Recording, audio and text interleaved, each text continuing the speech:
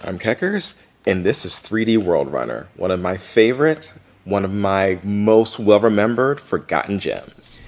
Yes, the 3D Battles of World Runner, or 3D World Runner as I remember it from my candy-filled youth. A Space Harrier-esque style action game putting you in the red boots of Jack the World Runner. Now, I remember this game.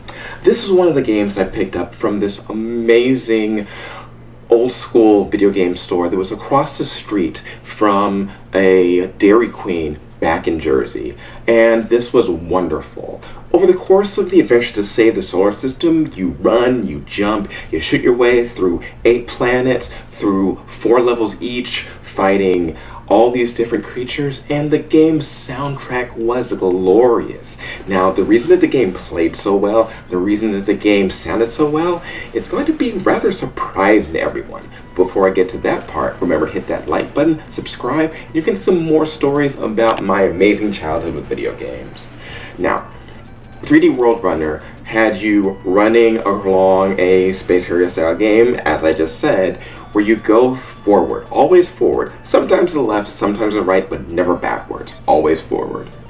You can run, you can jump, and as you're jumping, you can control the length and distance, and you can slow down or speed up how fast you're moving, because this game is very time-oriented.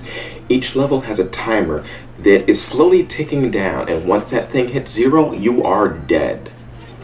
You run, you run, you run. You keep going faster. And as you bump into certain objects, you unlock power-ups. You get a more powerful suit. You get the ability to shoot instead of just jumping over everything.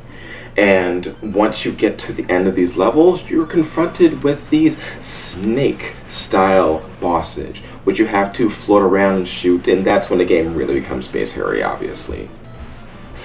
This game also, as the title says, is a 3D game. It came packaged with a pair of 3D glasses, and luckily enough, when I picked this up from the store, I picked it up used, but it did come with those 3D glasses. It was the red and blue style 3D, obviously, which you had to fit over your head, and they were slightly offset, so I could never quite get it to work properly, but occasionally, having it to the TV, get a specific angle, it looked like everything was just jumping out of the screen right at you.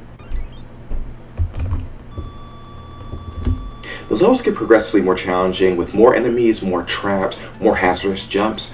Your timing has to get better and better with your limited amount of lives. Though similar to other games around the time, if you knew what you were doing, farming was very, very possible. So you could have maxed out lives by, I'd say, like level 2 is when I usually had like full lives and had to keep going. Now, the game was developed by Square, and most specifically, Nobuo Sakaguchi. Yes, that's Sakaguchi. And the amazing music was done by Nobuo Uematsu. So yes, this is the Final Fantasy people. This is those guys making an action game that is just wonderful.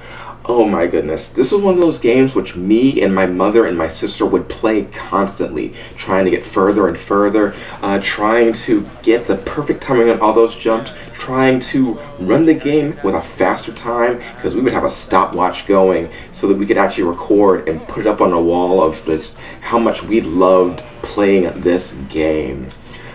And it's cheap. This game sells at my store for $14.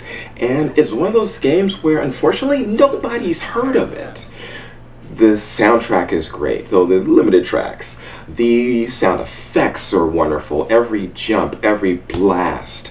The story is not there, but it's got a good framework to get you invested in going further.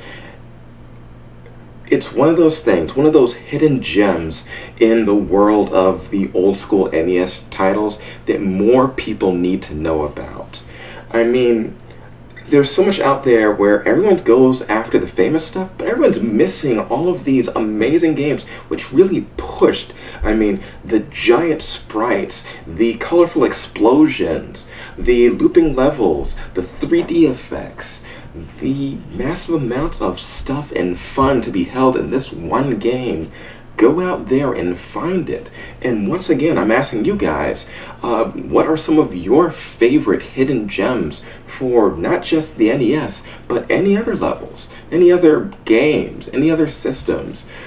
Let me know what you guys love. Let me know what you guys think other people need to be made aware of. These games need to be held up. These games need to be remembered. This was brought out by Acclaim, where they took a risk on something that, unfortunately not enough people jumped a hold of. So whether or not the risk was, worth it, I don't know, it was worth it for the amount of joy that I had for it. Now, this did get a sequel in Japan, which was unfortunately never released in the US, and that's something I actually would like to track down and play.